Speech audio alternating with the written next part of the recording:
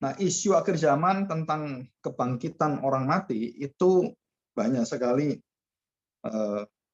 disalah mengerti dalam arti bahwa sumber yang dipakai pada zaman Rasul Paulus dan Rasul-Rasul Petrus dan pada zaman awal abad pertama itu gereja purba, gereja awal, itu mereka menerima ajaran dari para rasul secara lisan, karena belum ada tulisannya. Secara lisan itu mereka kemudian mencocokkan dengan apa yang mereka miliki, pikiran-pikiran gitu. Jadi contohnya banyak orang Kristen yang di dalam kegelapan itu punya perasaan takut-takut sendiri. Ya, apalagi masuk dalam beberapa ruangan yang serem kayak di kuburan atau tempat orang mati gitu kan. Nah, biasanya orang itu ada yang memberitahukan bahwa itu rohnya masih hidup, terus ada yang berbicara gitu ya. Sehingga membuat kita itu dari sejak kecil itu tertanam pengertian-pengertian yang salah itu. Sehingga kita memiliki pikiran dalam pengetahuan kita itu nggak pas dengan kebenaran yang diberitakan oleh Rasul Paulus baik di dalam persekutuan gereja awal itu, termasuk dalam pengajaran-pengajaran. Dan Paulus tahu itu, tahu betul kesulitannya apa. Ya, kita akan melihat Matius pasal yang ke-22. Matius pasal 22 ayat 23 sampai 23. Matius 22 ayat 23 sampai 33. Demikian bunyi firman Tuhan ya. Pertanyaan orang Saduki tentang kebangkitan. Jadi orang Saduki ini tidak percaya kebangkitan. Tidak percaya kebangkitan. Nah, ini satu cerita yang dipakai orang Saduki untuk berapologetika. Dalam arti membela imannya, dan mereka sering mempertanyakan itu, banyak orang tidak bisa jawab. Ya, kenapa tidak bisa jawab? Ya karena memang gimana jawabnya nggak bisa dijawab. Gitu. Dalam arti orang yang tidak percaya kebangkitan nggak bisa jawab itu. Nah, sebaliknya, Tuhan Yesus waktu ditanya, dia jawabannya sangat tepat sekali. Ayat yang ke-23. Matius 22 ayat 23. Pada hari itu datanglah kepada Yesus beberapa orang Saduki yang berpendapat bahwa tidak ada kebangkitan. Jelas ya, tidak ada kebangkitan. Mereka bertanya kepadanya, "Guru, Musa mengatakan." Jadi siapa referensinya? Musa. Jadi perjanjian lama, hukum Taurat sebenarnya. Bahwa jika seorang mati dengan tiada meninggalkan anak, nggak punya anak, saudaranya, adiknya itu atau kakaknya, pokoknya saudaranya harus kawin dengan istrinya itu dan membangkitkan keturunan bagi saudaranya itu karena nggak punya anak ya. Oke, ini bisa karena mati kawin lagi dengan saudaranya dan otomatis dari saudara yang belum kawin ini ya, belum kawin itu yang bertanggung jawab melindungi istri saudaranya juga yang sudah meninggal itu.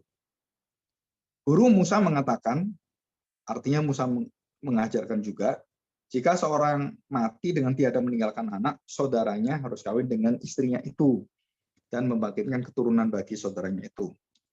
Tetapi di antara kami ada 7 orang bersaudara. Jadi kan 1 mati, kawin yang nomor 2, yang kedua mati, kawin yang ketiga, dan seterusnya ya. Jadi yang pertama kawin kemudian mati, dan karena ia tidak punya keturunan, ia meninggalkan istrinya itu bagi saudaranya. Demikian juga yang kedua, dan yang ketiga sampai dengan yang ketujuh. Ini nggak tahu kenapa mati lagi, mati lagi, mati lagi. Kan ini karangan cerita. Ya, karangan sampai 7 kali. Ayat yang ke-27. Dan akhirnya sesudah mereka semua, perempuan itu pun mati. Nggak punya anak, masih sampai 7 orang itu. Jadi mati juga. Siapakah di antara ke-7 orang itu yang menjadi suami perempuan itu pada hari kebangkitan? Sebab mereka semua telah beristrikan dia. Jadi perhatikan baik-baik bahwa surga itu, kalau agama lain mengatakan surga itu ada bidadarinya, terus kemudian melayani kita, dalam arti laki-laki dilayani seksual dengan perempuan gitu ya. Itu konsep mereka. Di kekristenan itu tidak ada. karena bukan fisik lagi. Ya, bukan. Nah, di sini bagaimana Tuhan Yesus menjawab? Yesus menjawab mereka, ayat 29. Kamu sesat. Langsung aja. Karena itu caramu ngarang-ngarang cerita, terus kemudian memakai hukum Taurat, terus kamu olah demikian rupa, terus kamu tanyakan saya, itu sesat kamu. Jadi nggak menjawab pertanyaan bagaimana bisa yang ketujuh itu mati juga bagaimana, terus nanti di surga siapa suaminya gitu. Yang ditanya di surga siapa suaminya. Nah, ini kan bukan di bumi, di surga ditanya siapa suaminya. Nah, suami itu di bumi bukan di surga. Yesus menjawab mereka, kamu sesat sebab kamu tidak mengerti kitab suci maupun kuasa Allah. Jadi kita sekarang ini harus tahu betul bahwa setiap orang-orang yang sudah di dalam alam surga itu tidak ada lagi hubungan suami istri. Tidak ada lagi hubungan. Jadi siapa ini suaminya? Oh, ini siapa istrinya? Karena hal-hal seperti itu berhenti semua. Dan di surga itu kita menjadi satu tubuh Kristus, satu saudara. Kita bersaudara dalam Kristus. Nah, nanti saya akan ceritakan sedikit tentang hal ini. Kita diangkat sebagai orang-orang yang melalui kuasa roh diadopsi oleh Allah melalui Kristus yang mengangkat kita menjadi saudara-saudara bagi kita. Jadi Kristus adalah anak yang sulung, melalui anak yang sulung juga boleh disebut sebagai saudara kita yang sulung gitu kan. Saudara kita itu anak yang sulung. Melalui anak sulung ini, di dalam anak sulung ini kemudian mengangkat anak-anak yang sama dengan Kristus yang diakui saudara dia. Jadi kita semua saudara dalam Kristus, dalam darah Kristus, maka semua orang-orang yang bersaudara dengan Kristus dalam darahnya, dalam nyawanya itu, semua diangkat oleh Bapa sebagai anak-anaknya. Anak angkat kan, Yesus anak yang sejati.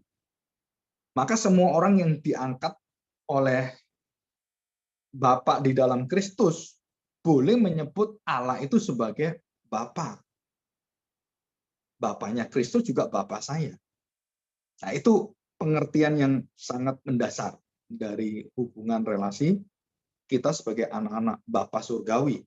Kenapa kita sebut Allah itu Bapa dan anak Yesus Kristus dan roh Allah, roh yang bersama dengan kita yang menolong kita, itu adalah Roh Kudus. Nah, itu semua adalah ajaran dari Tuhan Yesus sendiri, jadi bukan dari orang lain. Dari Tuhan Yesus sendiri. Nah, perhatikan ayat yang 30. Karena pada waktu kebangkitan orang tidak kawin dan tidak dikawinkan, melainkan hidup seperti malaikat di surga. Jadi tidak ada lagi nafsu di sana. Dan tidak ada lagi di surga tanya, aduh saya di surga nanti ya, kan saya masih perjaka ini di dunia. Wah, kalau di surga saya cari istri yang mana ya? Nah, di surga kamu nggak bisa cari istri, nggak bisa cari pacar, nggak bisa cari apapun di sana. Yang model-model seperti itu. Kenapa? Karena kita menjadi orang yang hidup seperti malaikat di surga. Yang bukan jasmani yang penuh dengan dosa ini yang jatuh dalam dosa, tetapi dengan tubuh rohani yang memiliki tubuh surgawi di dalam tubuh Kristus. Jadi tubuh Kristus yang bangkit itu menjadi tubuh kita. Ini ya. Nah, saya lanjutkan. Ayat yang 31. Tetapi tentang kebangkitan orang-orang mati, tidakkah kamu baca apa yang difirmankan Allah? Berarti ada dalam hukum Taurat. Ketika ia bersabda, akulah Allah Abraham, Allah Ishak, dan Allah Yakub. Ia bukanlah Allah orang mati, melainkan Allah orang hidup. Jadi begini, orang-orang siapa ini? Orang-orang Saduki itu tidak percaya kebangkitan, tapi mereka percaya Allah Abraham, Allah Ishak, Allah Yakub. Nah, kalau kamu percaya Allah adalah Allah Abraham, Allah Ishak, Allah Yakub, kamu nggak mungkin menentang kebangkitan. Kenapa tidak boleh menentang kebangkitan? Bahwa Al-Ishak, terus dari Yakub, Ishak, Abraham, atau Abraham, Ishak, Yakub, semua kan hidup, semua kan akan dibangkitkan. Dan kalau kamu berkata tidak ada kebangkitan, terus mereka bagaimana? Hidup selanjutnya, apakah selesai? Ya udah selesai, tinggal kenangan gitu. Nah, disinilah iman orang-orang Saduki itu mengalami kebuntuan. Terus untuk menjawab kebuntuan itu, menutupi kebuntuan itu, mereka mengarang cerita tentang satu istri dengan 7 suami. Untuk apa? Untuk menutupi kelemahan mereka. Nah, di sini Tuhan Yesus mengatakan, kamu tuh sesat. Apa sesat? Udah nggak ada jalan, kamu karang-karang cerita. Nah, itu sesat kamu. Untuk menutupi borohmu. Terus dikatakan, kamu tidak mengerti kitab suci. Kamu nggak mengerti pengetahuan firman Tuhan, kebenaran itu. Jadi kamu tuh sudah mati pikiranmu. Sudah nggak bisa lagi memikirkan kebenaran. Ini ya, oke. Di dalam 1 Korintus, kita lihat 1 Korintus. Kita lihat 1 Korintus. Ini sangat indah 1 Korintus pasal 15. Kita lihat judulnya ya. Ayat 1 itu judul atasnya kita lihat kebangkitan Kristus, oke? Kebangkitan Kristus. Ya, pelan-pelan. Nah, selanjutnya yang di bawah mulai ayat 12 itu disebut apa? Kebangkitan kita. Kita itu artinya Paulus yang menuliskan dan orang-orang percaya. Jadi yang pertama, kebangkitan Kristus ayat 1 sampai dengan ayat 11. 1 Korintus 15 ayat 1 dan 11, kebangkitan Kristus, diceritakan bagaimana kebangkitan Kristus. Terus kemudian ayat yang ke-12 sampai dengan ayat yang ke-34. Itu kebangkitan kita. Ini kita akan melihat semua di sini, dan pengetahuan tentang hidup kekal itu ada di sini semua. Ya, banyak sekali diajarkan. Yang terakhir adalah kebangkitan tubuh. Jadi bukan hanya orang percaya, orang tidak percaya pun tubuhnya dibangkitkan. Jadi yang satu dibangkitkan dan kemudian dihakimi melalui hadirat Kristus yang ada dalam darah Kristus dan jaminan semua oleh Roh Kudus itu membuat kita kemudian menerima tubuh yang sempurna. Nah, yang tidak mengakui Kristus, tubuhnya tidak disempurnakan. Jadi tubuhnya ini adalah masuk dalam neraka. Jadi mengalami kesakitan, mengalami penderitaan, mengalami kesendirian, dan selama-lamanya. Dengan apa? Dengan tubuh kebinasaan. Dengan tubuh kebinasaan. Sedangkan kita sudah dibangkitkan oleh kuasa kebangkitan Kristus. Jadi tubuh kita akan diangkat yang di dalam kubur itu, yang semua orang mati, baik yang dibakar, baik yang kena bom, baik kena macam-macam itu, ataupun yang mungkin juga yang lain. Jadi dibangkitkan oleh Tuhan pada akhir zaman. Waktu dia datang, semua yang ada di bumi ini, di tanah ini, orang-orang percaya itu akan bangkit semua. Dan itu diberikan pertanda oleh Tuhan Yesus. Waktu dia mati, terjadilah gempa, dan dikatakan di sana, orang-orang perjanjian lama itu kemudian dikumpulkan Tuhan. Bersama-sama dengan Tuhan. Mereka kemudian dibangkitkan sementara menunggu di sana, yang zamannya Tuhan Yesus itu. Tapi yang setelah itu, itu menunggu dalam satu masa yang menunggu semua dibangkitkan bersama-sama, dan kemudian tubuhnya itu akan diberi oleh Tuhan, tubuh Kristus, dan itu di akhir zaman. Jadi tidak ada yang mendahului, tidak ada yang telat, semua bersama-sama. Jadi sekejap itu terjadi, sangat sangat singkat sekali, karena itu bukan waktu seperti kita, itu dalam sekejap. Ya.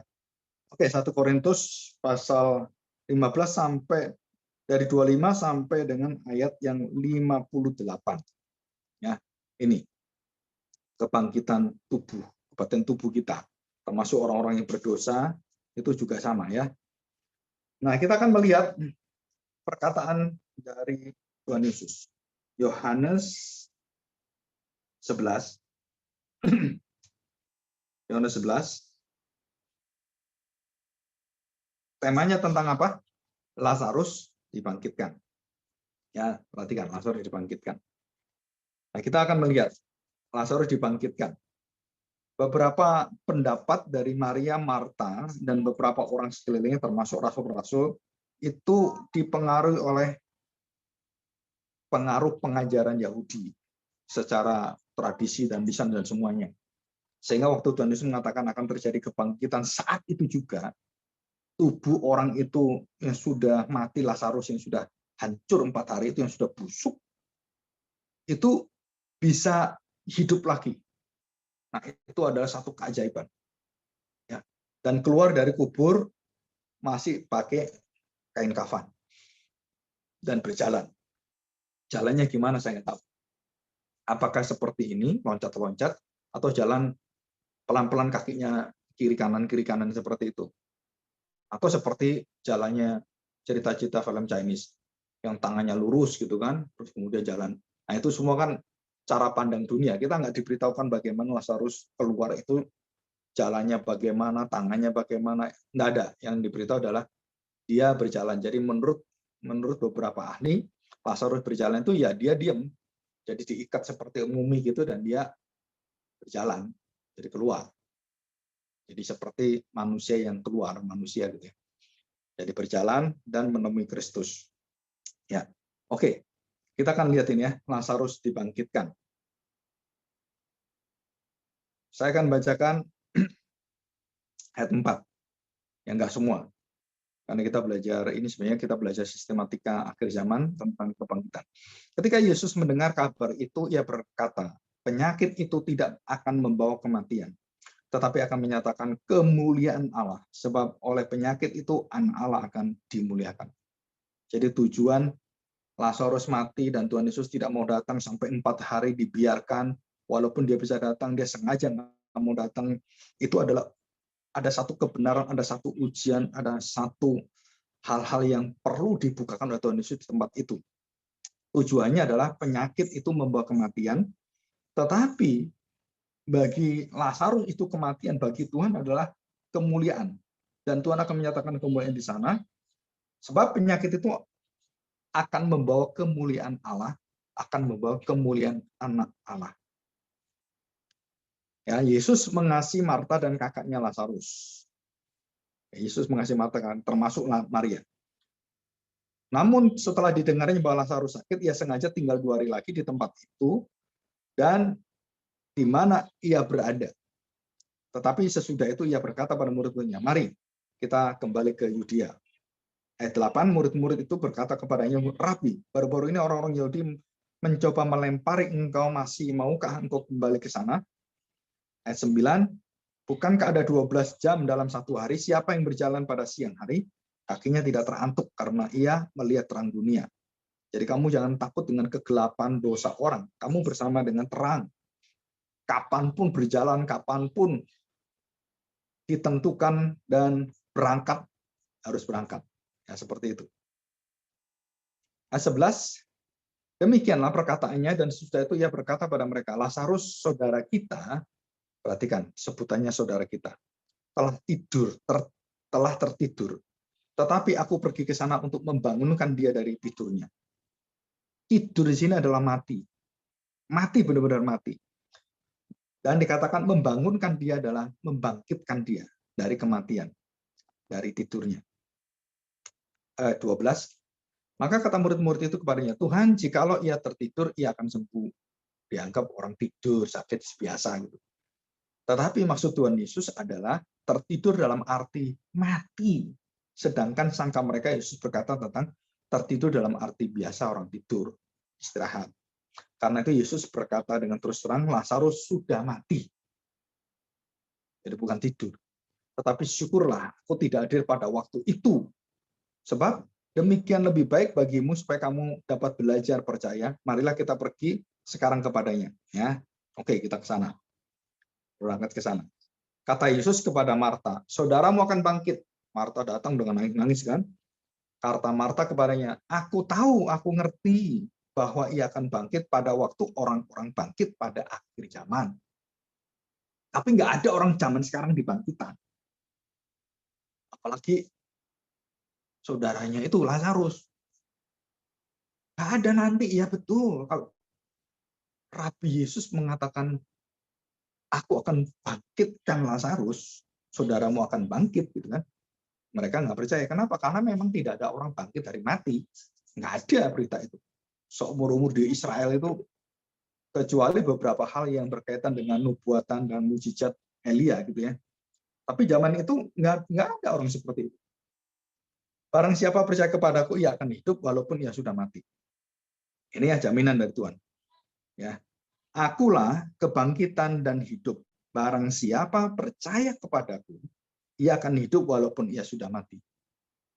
Jadi siapapun yang percaya pada Kristus dan hidupnya sungguh-sungguh di dalam Kristus, siapapun dia, mati di dalam kubur dalam cara apapun akan dibangkitkan Kristus. Dan itu jaminan. 26. Dan setiap orang yang hidup dan yang percaya kepadaku tidak akan mati selama-lamanya. Ini kematian yang kedua. Yang pertama, kematian yang pertama dibangkitkan.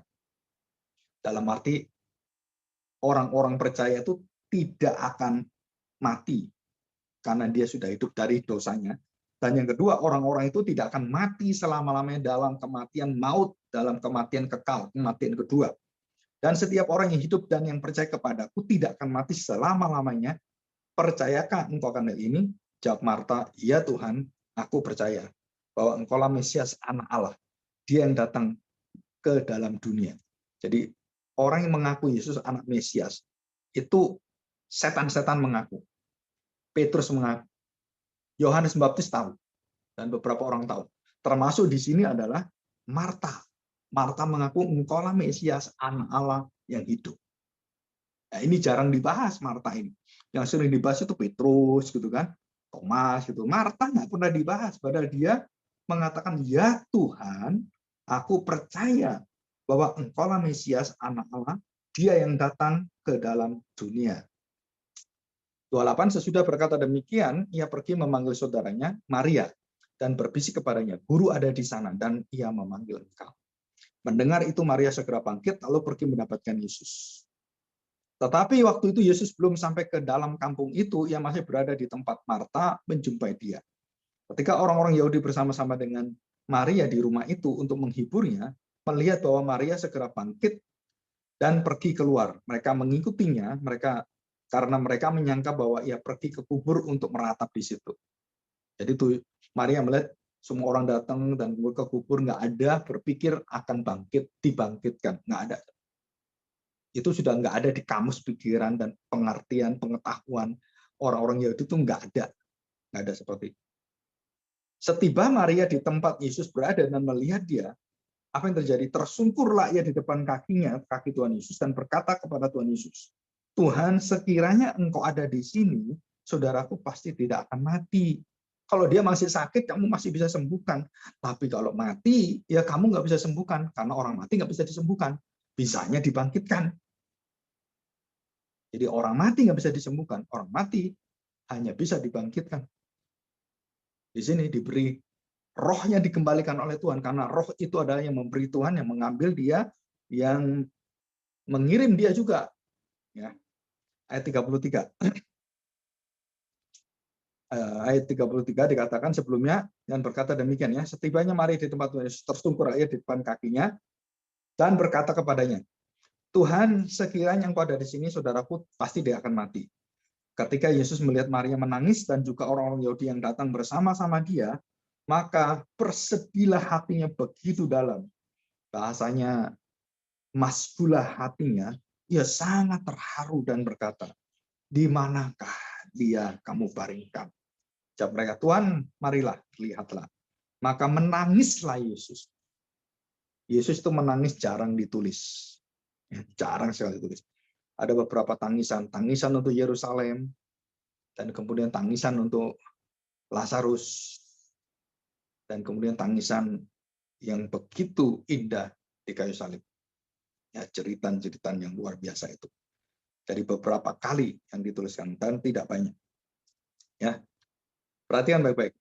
Kata-kata orang Yahudi ya, lihatlah betapa kasihnya kepadanya. Tetapi beberapa orang di antara mereka, ia yang memelekkan mata orang buta. Tidak sangguplah ia bertindak, sehingga orang ini tidak mati. Jadi orang yang mengatakan bahwa Yesus bisa menyembuhkan orang buta pun, tidak percaya Yesus bisa membangkitkan Lazarus.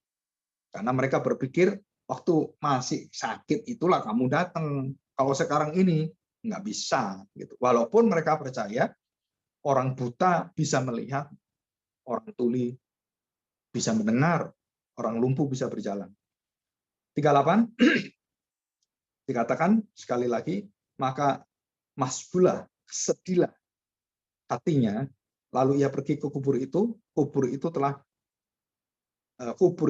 ada sebuah gua yang ditutup dengan batu. Jadi depannya batu yang besar itu ya.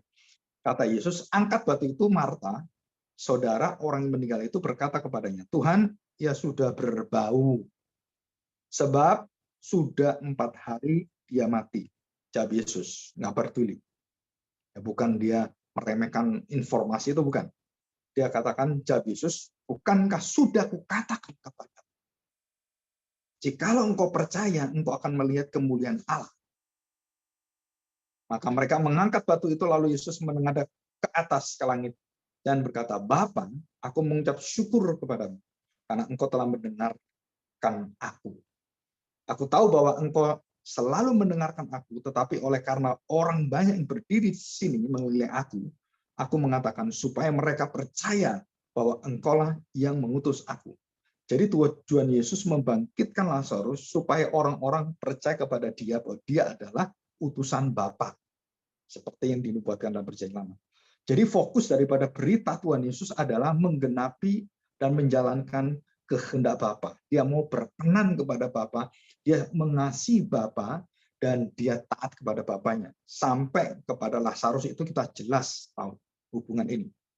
Dan sesudah berkata demikian, berserulah ia dengan suara keras, Lazarus, marilah keluar. Orang yang telah mati itu datang keluar, kaki dan tangannya masih terikat dengan kain kapan dan mukanya tertutup dengan kain peluh. Kata Yesus kepada mereka, bukalah kain-kain itu dan biarkan dia bebas atau pergi. Oke, dari yang kita baca tadi, kita melihat di dalam sejarah gereja, kenapa orang-orang sulit percaya kebangkitan yang seperti diajarkan Tuhan Yesus? Karena di sekelilingnya begitu banyak ajaran-ajaran tentang kematian, tanda petik, tidak pernah ada yang mengajar kebangkitan orang mati secara utuh dalam tubuhnya, kemudian dibangkitkan. Dan itu tidak pernah ada. Ada ajaran-ajaran sekeliling, karena itu adalah zaman Romawi, zaman-zaman orang-orang yang Yunani dan semuanya, mereka mengajarkan bahwa orang yang bisa dilakukan orang yang sudah mati adalah reinkarnasi. Ada ajaran itu ya. Jadi orang mati itu kemudian memakai tubuhnya siapa, reinkarnasi. Dan itu ada kepercayaan yang ada di sekeliling kita, di agama-agama kita. Ataupun banyak orang yang percaya tentang roh-roh yang bergentayangan, yang waktu mati itu masih ada rohnya. Jadi masih hadir. Dan semua kepercayaan seperti itu bukan Alkitab. Tidak pernah diajarkan Alkitab. Nah, tidak pernah diajarkan Alkitab. Kita akan melihat yang pertama, yang menolak ini ya, orang Farisi. Orang Farisi mempercayai, orang Saduki tidak. Orang Farisi itu oke, masih percaya dengan kebangkitan orang mati. Tapi orang Saduki tidak. Ya, Kisah Para Rasul 23 juga ada di sana ayat 8. Waktu Paulus di Athena, semua pemikir Yunani tidak percaya adanya kebangkitan dan tidak ada yang mengajar tentang hal ini. Yang ada adalah tentang dewa-dewa, ya Zeus dan semuanya. Dan di dalam Kisah pasal 17 ayat 32, saya bacakan ya. Kisah 17 ayat 32. Ketika mereka mendengar tentang kebangkitan orang mati, maka ada yang mengejek dan yang lain berkata, kamu itu ya, lain kali saja kami mendengar engkau berbicara tentang hal itu. Jadi pengajaran yang lain mereka bisa masih berpikir gitu ya, begitu tentang kebangkitan itu langsung berhenti. Kamu jangan ngomong ini. Jadi pengajaran secara Yunani itu tidak pernah menembus alam perubahan dan kebangkitan manusia, alam kekekalan itu. Dan mereka cuma berputar pada dunia, balik lagi reinkarnasi dunia. Mereka tidak pernah mempercayai inkarnasi dari surga ke bawah. Mereka mempercayai reinkarnasi semua. Dan itu yang ada di sekeliling kita banyak yang seperti itu. Jadi Paulus itu sangat dihina waktu membicarakan kebangkitan orang mati, kebangkitan Kristus, kebangkitan orang percaya dan penghakiman dunia. Wah, itu mereka tidak percaya.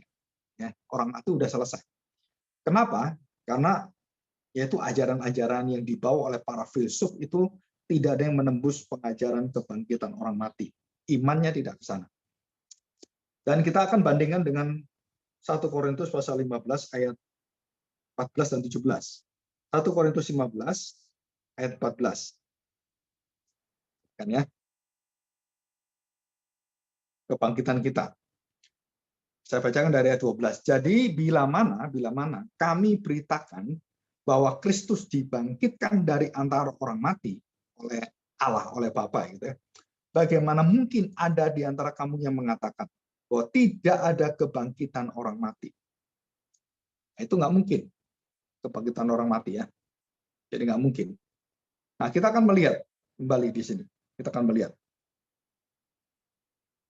ayat yang ke-13. Kalau tidak ada kebangkitan orang mati, resikonya, akibatnya adalah maka Kristus juga tidak dibangkitkan.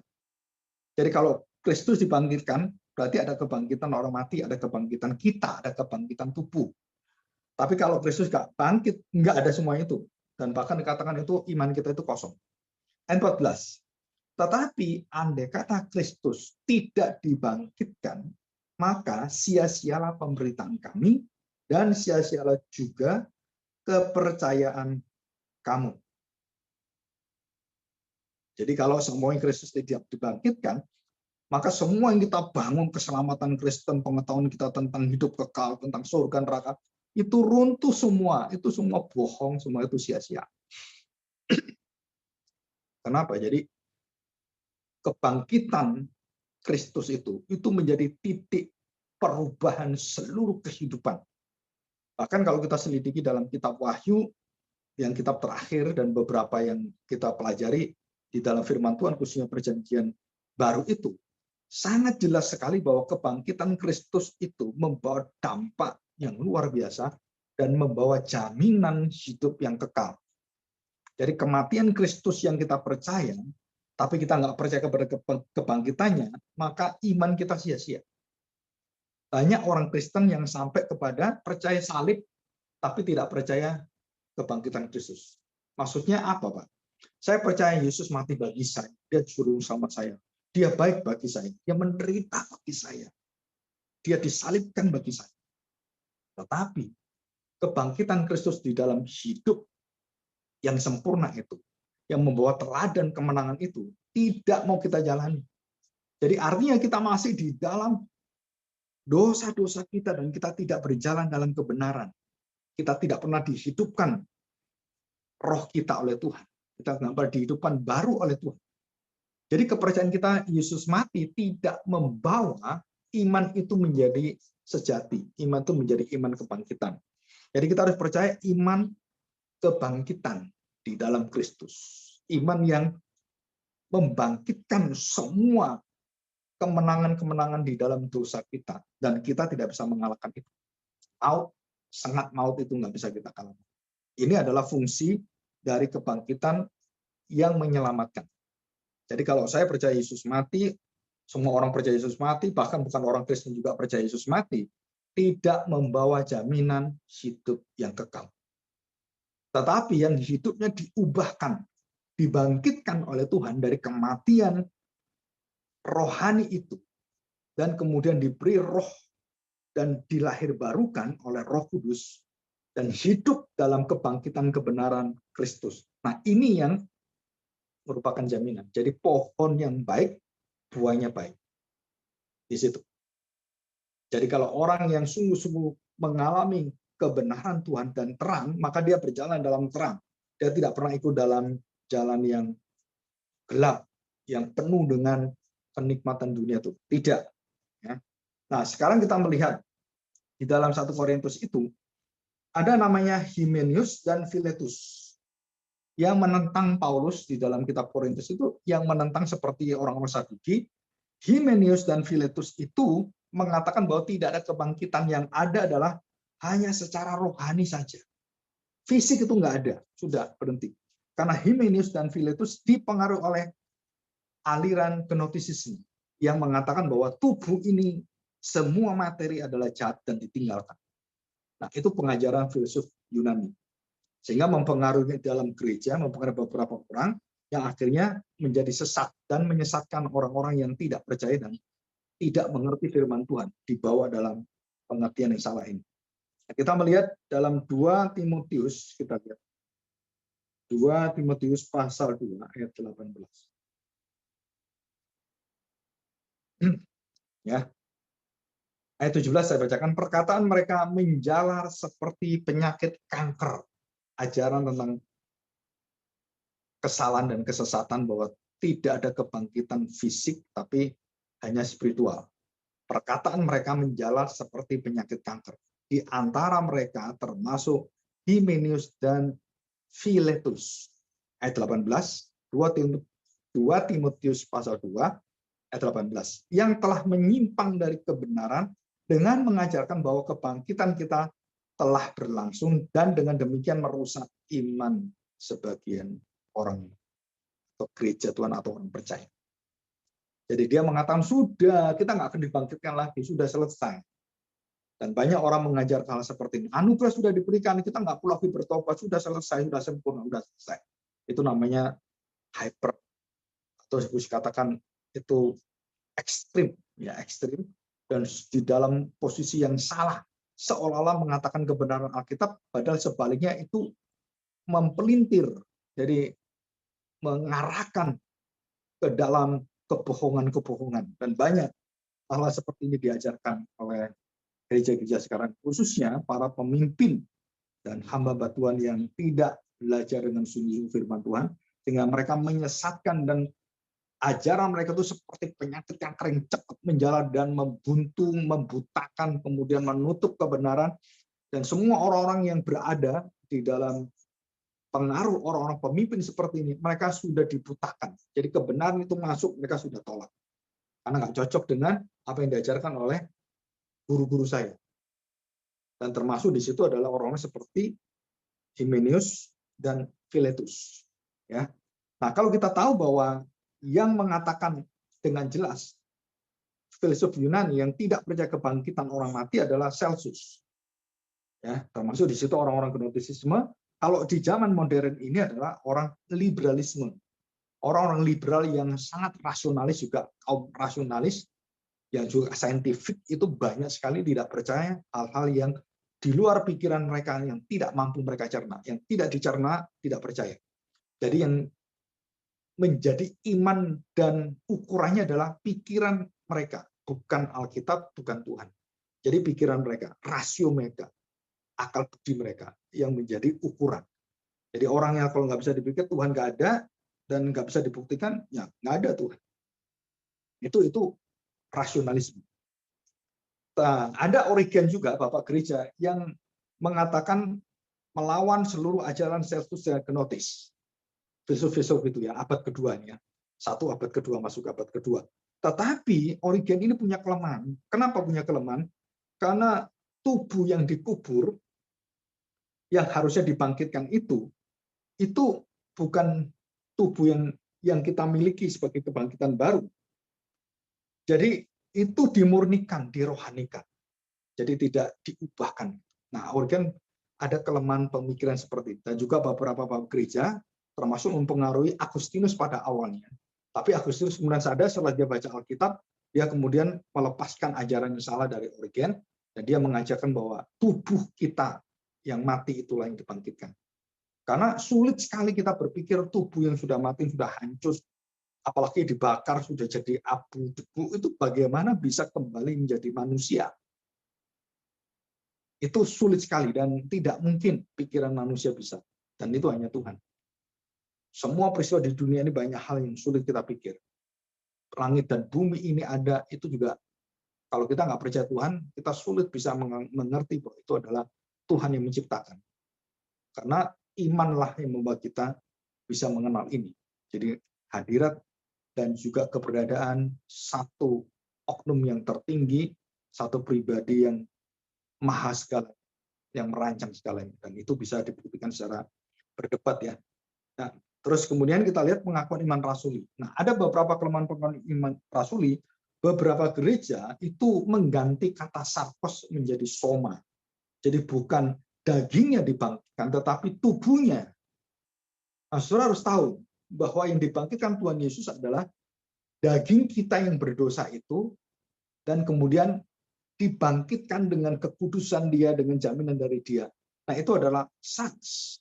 Jadi bukan soma. Soma itu manusia yang sudah baru. Tapi yang dibangkit adalah sats itu, yang dibangkitkan Tuhan.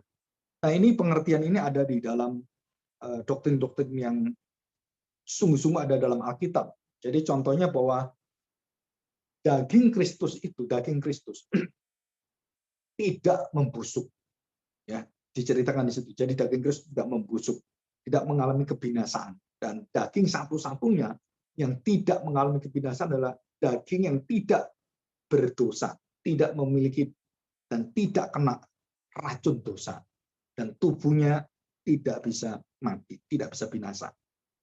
Jadi seperti kita, hancur. Nah, tubuh Tuhan Yesus waktu dikubur, dia tidak membusuk selama 3 hari itu. Dan tetap utuh, walaupun dia mati, tapi tubuhnya tidak membusuk. Dan satu-satunya manusia yang dagingnya tidak membusuk adalah Tuhan Yesus. Jadi artinya bahwa apa yang dikatakan bahwa kamu akan mati, karena bagi orang berdosa, Tuhan Yesus lakukan itu, dia mati. Tapi tubuhnya itu tidak bisa mengalami kebinasaan yang kekal itu. Nah, ini adalah ajaran dari firman Tuhan juga, ada dalam firman Tuhan, dan saudara bisa pelajari ini semua. Ya, kita lihat di dalam Perjanjian Lama sekarang ya. Kita coba lihat Keluaran pasal 3. Keluaran pasal 3 ayat yang ke-6.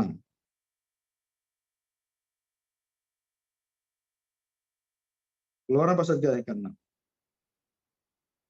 Lagi ia berfirman, akulah Allah ayahmu, Allah Abraham, Allah Ishak, dan Allah Yakub. Lalu Musa menutupi mukanya sebab ia takut memandang Allah. Ya, dia takut memandang Allah. Dan dikatakan, akulah Allah ayahmu, Allah Abraham, Allah Ishak, dan Allah Yakub. Allah segala orang yang mati dan orang yang hidup. Di situ. Jadi mati pun Allah mempunyai satu kekuatan untuk bisa mengangkat dia, membangkitkan, menghidupkan dia.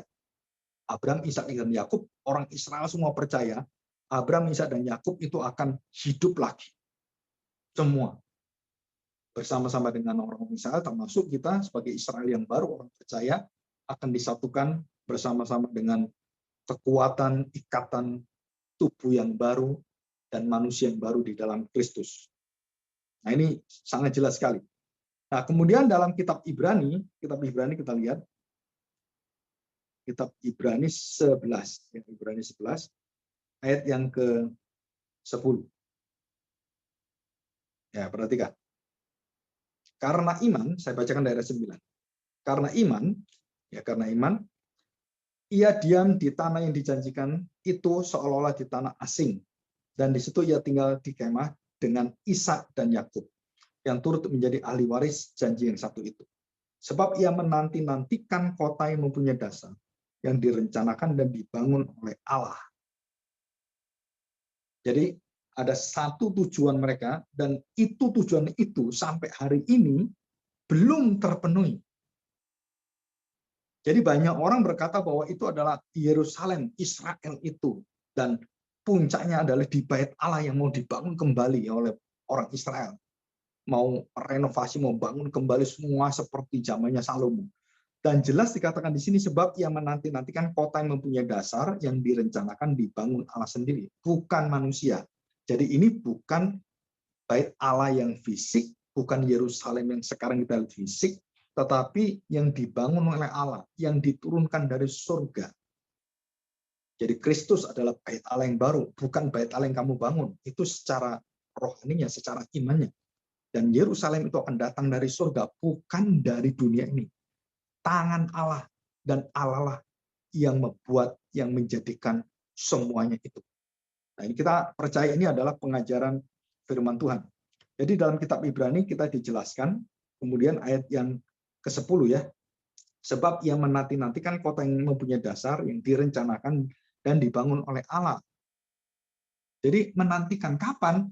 Nanti di akhir zaman. Tunggu kebangkitan. Baru akan dilaksanakan. Jadi semua kita ini sampai hari ini, mau zamannya Abraham sampai kita semua adalah seorang yang musafir. Jadi pengenalan tentang pengajaran oleh orang-orang zaman dahulu, para bapak reformator termasuk di dalamnya tuh orang-orang yang sangat mendahulukan kehidupan yang sejati dalam hidup yang ada di dunia ini. Mereka mengatakan bahwa rumah kita bukan di bumi, rumah kita adalah di sono, di surga yang disediakan Tuhan. Jadi di sini kita ini pengembara, musafir. John Bunyan, orang Puritan itu menuliskan cerita di dalam buku cerita yang ada di toko-toko buku Kristen, itu ada 11 jilid yang disebut sebagai perjalanan seorang musafir. Nah, itu adalah perjalanan seorang musafir yang kita diberitahukan bagaimana pergumulan orang Kristen itu dengan ujian-ujian, pencobaan, dan dia berjalan bersama dengan Tuhan dan dalam perjanjian Tuhan.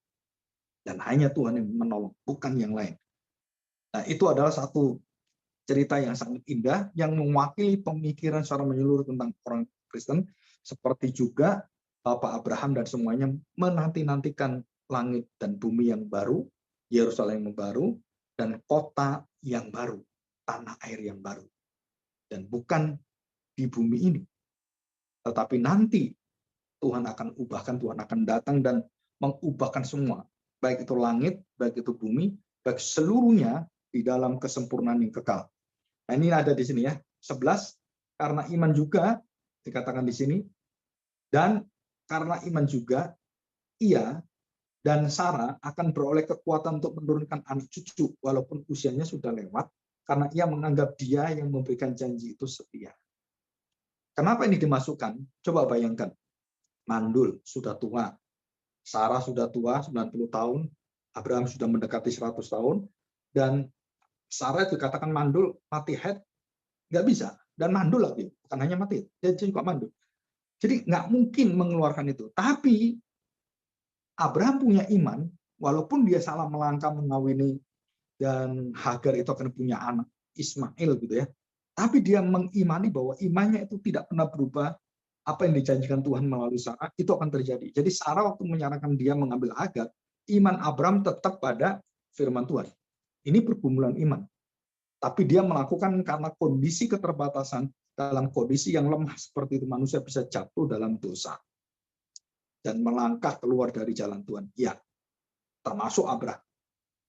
Dan ini semua ada menyatakan bahwa Allah itu adalah Allah yang berada dalam waktu yang sebelumnya, sekarang, dan akan datang. Allah yang menguasai orang-orang yang sudah mati, yang sekarang hidup, dan juga yang nanti akan terus hidup, yang akan dikumpulkan oleh Dia. Nah, ini adalah kuasa iman kebangkitan, pengajaran kebangkitan. Nah, ini yang ada, kita tahu bahwa dalam perjanjian lama itu ada Sheol. Ya, ada Sheol tempat orang-orang meninggal. Dalam Mazmur 49 diceritakan dan banyak sekali, termasuk Amsal 23 ayat 14. Coba kita baca Amsal 23 ayat yang ke-14. Demikian bunyi firman Tuhan. Engkau memukulnya dengan rotan, tetapi engkau akan menyelamatkan nyawanya dari dunia orang mati. Nah, dunia orang mati itu adalah Sheol, tempat pengumpulnya orang mati. Nah, di dalam dunia orang mati itu akan dipisahkan, ada yang bersama dengan Tuhan di Firdaus dan ada yang menunggu kematian yang kekal dan tidak bisa diubahkan. Jadi orang-orang berdosa di sini yang akan dibinasakan Tuhan itu nggak bisa diubah. Tetapi dalam beberapa ajaran kekristenan termasuk ajaran-ajaran yang lain yang mengatakan bahwa yang menunggu di sini itu bisa diselamatkan dengan doa-doa kita. Nah, di dalam Alkitab itu tidak ada sama sekali kecuali tambahan-tambahan kitab yang ada yang ditambahkan pada Alkitab. Ya. Sekarang kita lihat dalam Perjanjian Baru konsep ini ya. Dalam Perjanjian Baru kita lihat Yohanes pasal 5. Yohanes pasal 5 ya. Yohanes pasal 5. Nanti kalau bisa kita baca dalam Lukas pasal 16. Yohanes pasal 5 ayat yang ke-25. Aku berkata kepadamu, sesungguhnya saatnya akan tiba, dan sudah tiba sekarang, bahwa orang-orang mati akan mendengar suara Anak Allah. Orang-orang mati. Dan mereka yang mendengarnya akan hidup. Jadi ini suara orang mati siapa? Seluruh orang mati sebelum Yesus, semua itu akan mendengar suara. Ya. Dan yang mendengar itu pasti hidup. 26. Sebab sama seperti Bapa mempunyai hidup dalam dirinya sendiri, demikian juga diberikannya Anak mempunyai hidup dalam dirinya sendiri. Jadi Allah itu punya hidup dalam diri, bukan dari yang lain. Nah, kita hidup dalam kematian dosa itu diberikan nyawa dan hidup kepada Tuhan. Dan ia telah memberikan kuasa kepadanya untuk menghakimi karena ia adalah anak manusia. Ya, jelas sekali karena dia adalah anak manusia. Sampai 29. Janganlah kamu heran akan hal itu, sebab saatnya akan tiba bahwa semua orang yang di dalam kuburan akan mendengar suaranya. Dan mereka yang telah berbuat baik akan keluar dan bangkit untuk hidup yang kekal, tetapi mereka yang berbuat jahat akan bangkit untuk dihukum. Jadi ini adalah buahnya. Jadi ukurannya apa? Buahnya. Kamu melakukan kebenaran di dalam hidupmu dan membuahkan satu perbuatan sesuai dengan imanmu, sesuai dengan hatimu, dan sesuai dengan apa yang ditetapkan oleh Tuhan, kamu akan hidup kekal. Ya. Ayat 30, aku tidak dapat berbuat apa-apa dari diriku sendiri. Aku menghakimi sesuai dengan apa yang aku dengar, dan penghakimanku adil, sebab aku tidak menuruti kehendakku sendiri, melainkan kehendak Dia yang mengutus aku. Ya. Nah, kita lihat pasal yang ke ayat 39. Pasal 5 ayat 39. Pasal 5 ayat 39. Kamu menyelidiki kitab-kitab suci, sebab kamu menyangka bahwa olehnya kamu mempunyai hidup yang kekal. Tetapi walaupun kitab-kitab suci itu memberi kesaksian tentang aku, namun kamu tidak mau datang kepadaku untuk memperoleh hidup. Jadi hidup dari mana? Yaitu kamu akan dibangkitkan. Dosamu itu akan dikalahkan oleh Kristus. Dosamu akan ditebus oleh Kristus. Nah, oke. Kita melihat pada ayat selanjutnya. Pasal 6. Pasal 6 ayat 39.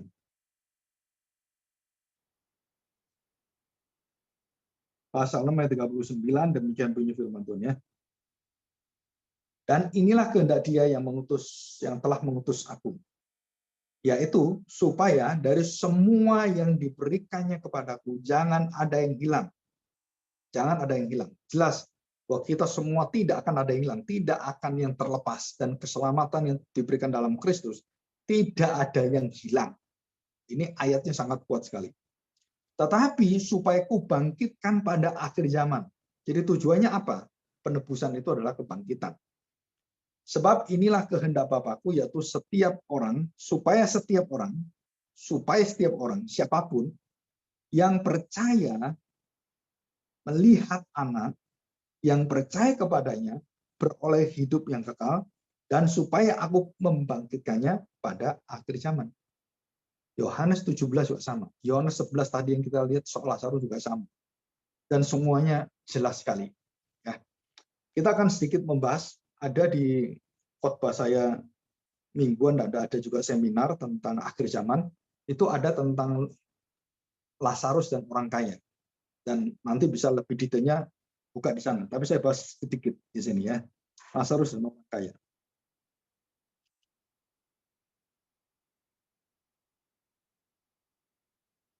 Lukas pasal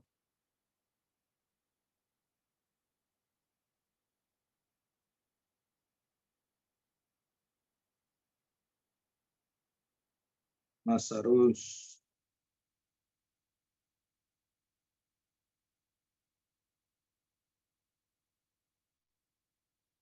Lukas 16. Lukas 16 ya, ayat 19. Lukas 16 dan 19. Nah, kita lihat kepada akhir kehidupan mereka. Perhatikan ayat yang ke 20, Lukas 16 ayat 20. Dan ada seorang pengemis bernama Lazarus, badannya penuh dengan borok, berbaring dekat pintu rumah orang kaya itu. Jadi Lazarus itu dekat dengan orang kaya yang masuk neraka itu. Bagaimana orang kaya itu? Ayat 19, ada seorang kaya yang selalu berpakaian jubah ungu dan kain halus, dan setiap hari ia bersukaria dalam kemewahan. Waduh, ini sudah kelimpahan hidup ini ya. 21, dan ingin menghilangkan laparnya Lazarus tadi dengan apa yang jatuh dari meja orang kaya itu. Jadi remah-remahnya. Malahan anjing-anjing datang, otomatis ini anjing-anjing penjaga, bukan anjing biasa. Anjing-anjing dipelihara sekitarnya itu datang menjilat boroknya. Ayat 22, kemudian matilah orang miskin itu, lalu dibawa oleh malaikat-malaikat ke pangkuan Abraham. Menunjukkan Firdaus, pangkuan Abraham. Itu satu kiasan. Orang kaya itu juga mati lalu dikubur, dan sementara ia menderita sengsara di alam maut, ia memandang ke atas. Dan dari jauh dilihatnya Abraham dan Lazarus duduk di pangkuannya. Jadi orang yang sudah dalam kesengsaraan dan mati di dalam neraka itu, alam kematian itu, yang kekal itu, dia melihat Lazarus dan juga melihat Abraham. Di manakah Lazarus? Di pangkuan Bapak Abraham. Artinya bersama dengan Abraham. Bersama-sama dengan Allah.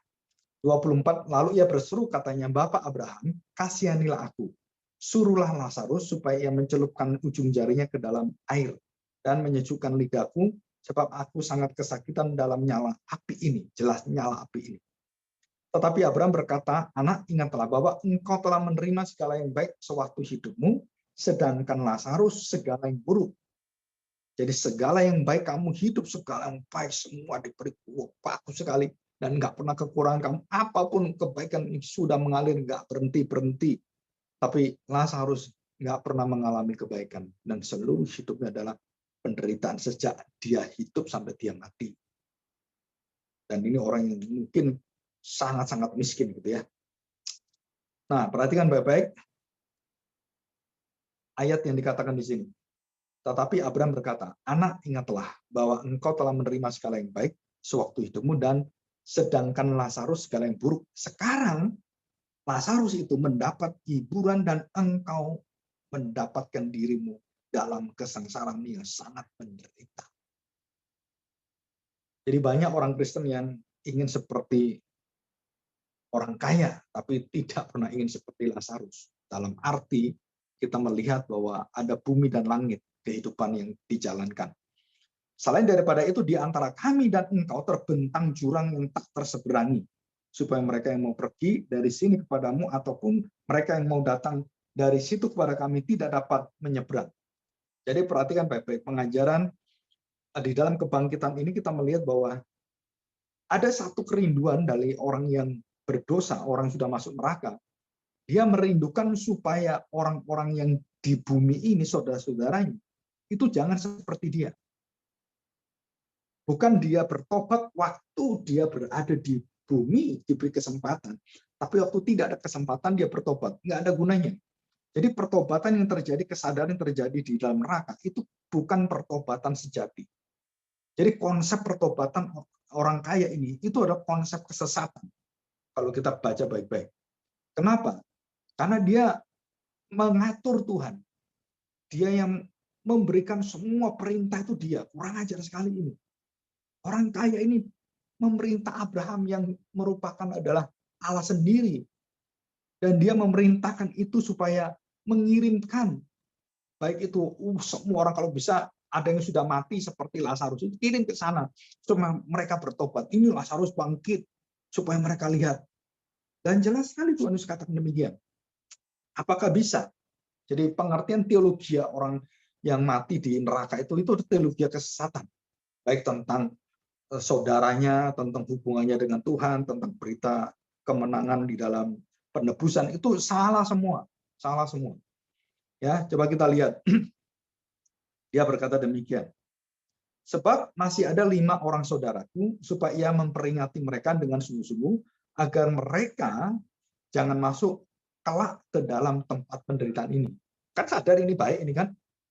Tetapi pengertian dia itu dalam kesesatan yang luar biasa. Tetapi kata Abraham, ada pada mereka kesaksian Musa dan para nabi.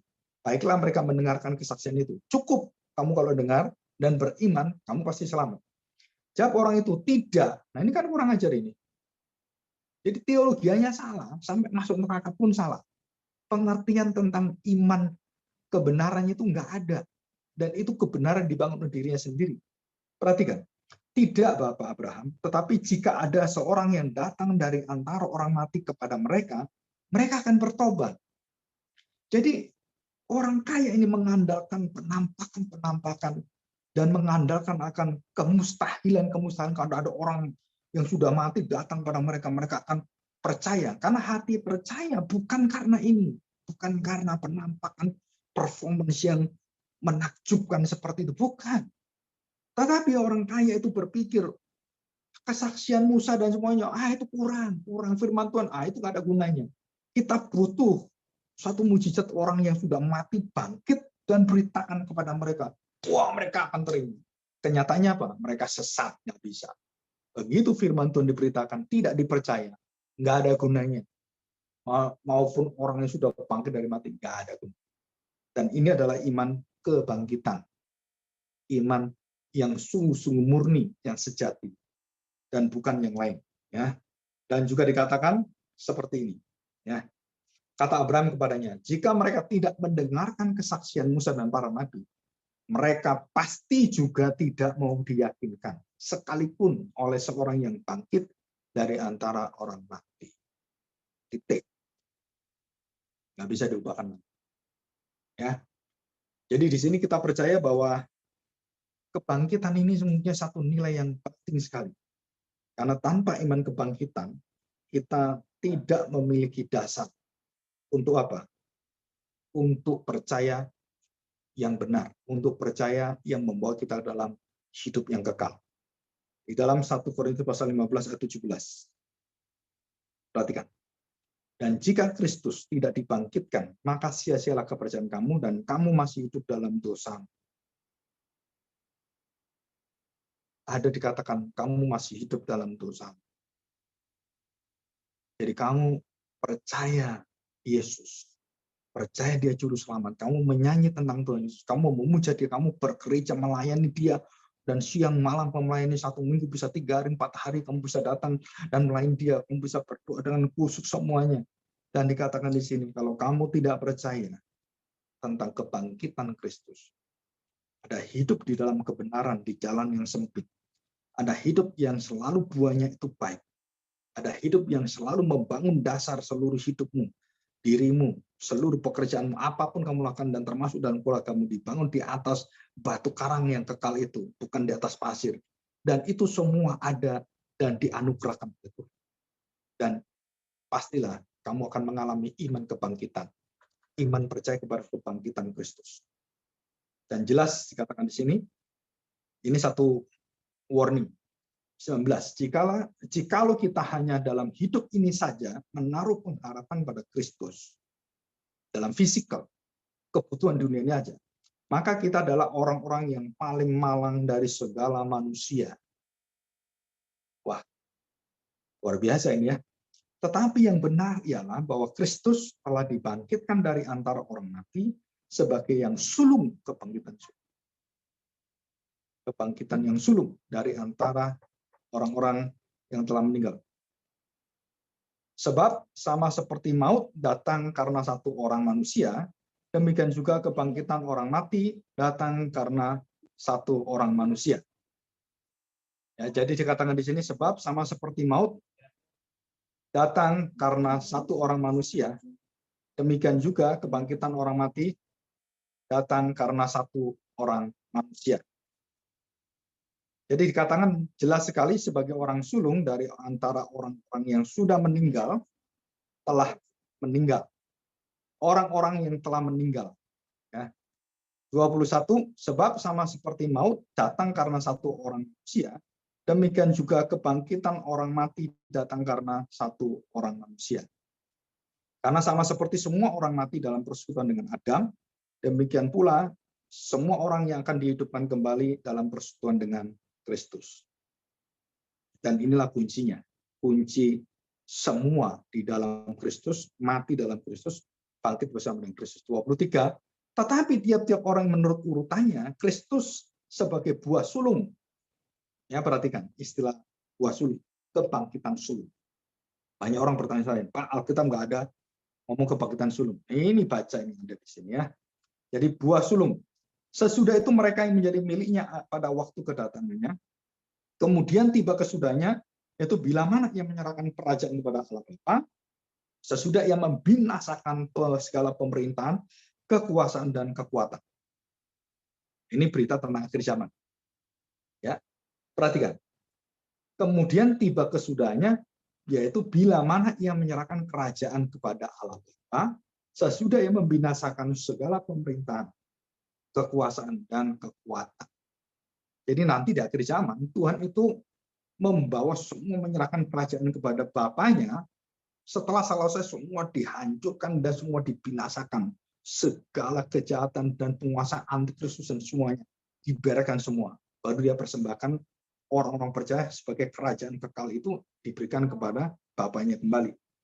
Dan semua berasal dari iman yang dibangkitkan. Dan ini adalah satu berita tentang akhir zaman. Satu berita kemenangan. Nah, sekarang kita akan membaca ya, membaca tentang kapankah Yesus menerima tubuh kebangkitan dan siapakah yang membangkitkan Tuhan kita, ya, Tuhan Yesus Kristus. Ya, kita akan lihat janji kemenangan bahwa kebangkitan dan semuanya itu sejak awal Adam jatuh dalam dosa itu sudah diberikan satu awal, satu pendahuluan tentang Injil, namanya proto evangelium kepada Adam. Dan kemudian Injil itu datang dalam Kristus waktu dia datang, waktu sejarahnya itu datang, dan kemudian akan dilengkapi sempurna masuk dalam kerajaan kekal. Dan ini semua berdasarkan apa? Berdasarkan kebangkitan dia. Nah, kita akan selidiki Yesus bangkit itu dibangkitkan siapa? Ya, kita akan lihat. Kita buka Roma pasal 8. Ya. Yesus dibangkitkan Bapa, dibangkitkan Roh Kudus, dan Yesus bangkit sendiri. Jadi Tritunggal ini itu berkarya di dalam kebangkitan Kristus, di dalam karya Kristus semuanya itu selalu bersama-sama dan tidak pernah terlepas dari Bapa, Roh Kudus. Termasuk kebangkitan Yesus pun karya pribadi Bapa dan Roh Kudus ada di sana, yang puncak tertinggi, yang akan mengubah langit dan bumi yang baru ini, kebangkitan Kristus. Roma pasal 8 ayat yang ke-10. Ya, Roma 8:10. Tetapi jika Kristus ada di dalam kamu, maka tubuh memang mati karena dosa, tetapi roh adalah kehidupan oleh kebenaran. Jelas ya, roh. 11, dan jika roh dia, roh Kristus, Roh Kudus itu, yang telah membangkitkan Yesus. Jadi siapa yang membangkitkan Yesus? Roh dia, roh Allah. Yang telah membangkitkan Yesus dari antara orang mati, diam di dalam kamu, maka ia yang telah membangkitkan Kristus Yesus dari antara orang mati akan menghidupkan, membangkitkan juga kamu, tubuhmu yang fana. Nah, ini tubuh fana apa? Sarx. Dagingmu, tubuhmu yang fana itu dalam rohnya, dalam Roh Kudus yang diam di dalam kamu. Luar biasa ini.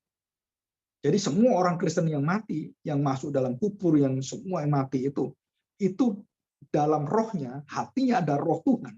Dan roh itu yang membangkitkan, yang memberikan, yang menghidupkan tubuhnya selama-lamanya. Ini jelas saja. Jadi siapa yang membangkitkan Kristus? Roh Kudus. Dan bukan hanya membangkitkan Kristus, Roh Kudus juga mendiami orang percaya melalui darah Yesus, darah yang tanpa dosa itu, yang menanggung darah orang berdosa, dan darah itulah yang akan mengubahkan seluruh hidupmu oleh apa? Kuasa Roh Kudus. Jadi Roh Kudus membangkitkan Kristus, dan Roh Kudus membangkitkan orang percaya melalui karya Kristus darah dan seluruh karya Kristus di dalam seluruh perjalanan kayu salib itu. Dan kebangkitan Kristus menjadi kebangkitan kamu, dijaminkan kepada kamu. Jadi Kristus kalau tidak dibangkitkan, maka kamu nggak akan bangkit. Jadi Kristus yang dibangkitkan ini, dengan kebangkitan Kristus, Roh Kudus membangkitkan kamu. Roh Kudus membangkitkan kamu dengan kebangkitan Kristus. Ini kalimat ini sangat jelas sekali. Ya, kita akan melihat yang lebih banyak lagi, Bapa membangkitkan Kristus. Kita lihat di dalam Kisah Para Rasul. Ya, Kisah pasal 2, ayat 24. Yang saya tuliskan ini nggak semua ya. Yang kita baca juga nggak semua, supaya kita tahu. Pasal 24. Kisah pasal 2 ayat 24. Kisah Rasul pasal 2 ayat 24. Tetapi Allah membangkitkan dia, Kristus Yesus, dengan melepaskan dia dari sengsara maut, karena tidak mungkin ia tetap berada dalam kuasa maut itu. Jadi siapa yang membangkitkan Kristus? Allah yang membangkitkan dia. Ya. Allah siapa? Ya Bapa itu. Allah Bapa itu. Ya jelas sekali Allah Bapa. Di dalam sengsara maut, karena tidak mungkin ia tetap berada di dalam kuasa maut itu, karena dia mengalahkan maut. Dia yang meletakkan semua dan yang melumpuhkan dan yang mematahkan semua kuasa sangat maut itu. Ayat yang ke-32 kita lihat ya. Saya nggak baca semua. Kita loncat. Yesus inilah yang dibangkitkan Allah, dan tentang hal itu kami semua adalah saksi. Dan sesudah ia ditinggikan oleh tangan kanan Allah dan menerima Roh Kudus yang dijanjikan, maka dicurahkannya apa yang kamu lihat dan dengar di sini. Apa yang kamu lihat dan dengar di sini. Jadi, dan sesudah ia ditinggikan oleh tangan kanan Allah dan menerima Roh Kudus yang dijanjikan, maka dicurahkannya apa yang kamu lihat dan kamu dengar di sini. Ayat yang ke-32. Yesus inilah yang dibangkitkan Allah. Jadi jelas dibangkitkan Allah. Ayat 15, Kisah pasal 3 ayat 15. Demikianlah ia, pemimpin kepada hidup, telah kamu bunuh, yaitu Yesus Kristus. Tetapi Allah telah membangkitkan dia dari antara orang mati. Dan tentang hal itu kamu adalah saksi, saksi kebangkitan. Terus ayat yang ke-26.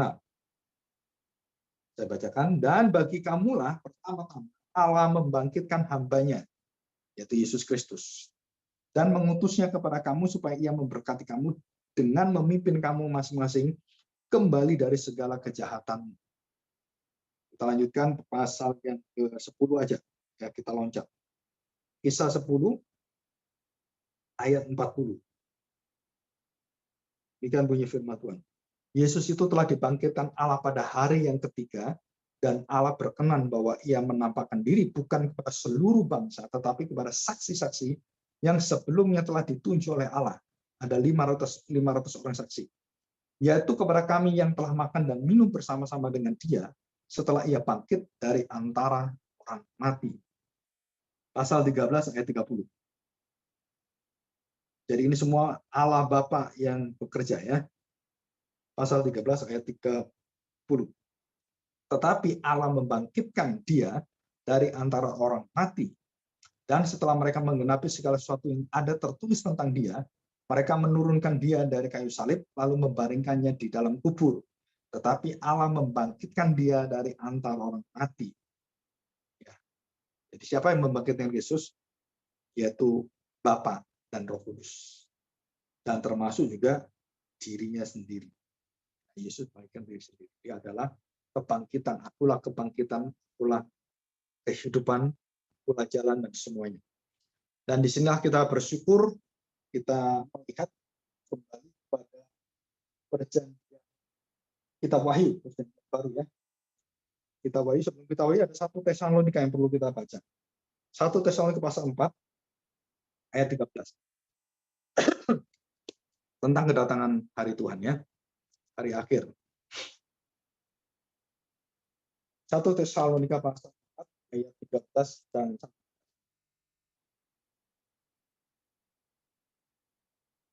Demikian bunyi firman Tuhan. Sebab pada waktu tanda diberi, yaitu pada waktu penghulu malaikat berseru, dan sangkakala Allah berbunyi, maka Tuhan sendiri akan turun dari surga, dan mereka yang mati dalam Kristus akan lebih dahulu bangkit. Jadi yang urutannya tuh, Kristus sudah bangkit sebagai yang sulung. Dan semua orang perjanjian lama sudah dikumpulkan. Dan lalu dikatakan bahwa semua orang perjanjian lama dan perjanjian baru akan diangkat, diberikan tubuh yang baru seperti tubuhnya. Barulah setelah itu orang-orang percaya kepada Kristus, barulah orang-orang berdosa yang binasa dibangkitkan oleh Tuhan. Jadi ini ada urutannya. Bukan secara waktunya, tetapi secara kepentingannya. Jadi pengadilan Tuhan itu. Jelas sekali, mereka yang mati dalam Kristus akan lebih dahulu bangkit. Baru itu, sesudah itu, kita yang hidup, yang masih tinggal, yang akan diangkat bersama-sama dengan mereka dalam awan menyongsong Tuhan di angkasa. Demikian kita akan selama-lamanya bersama-sama dengan Dia.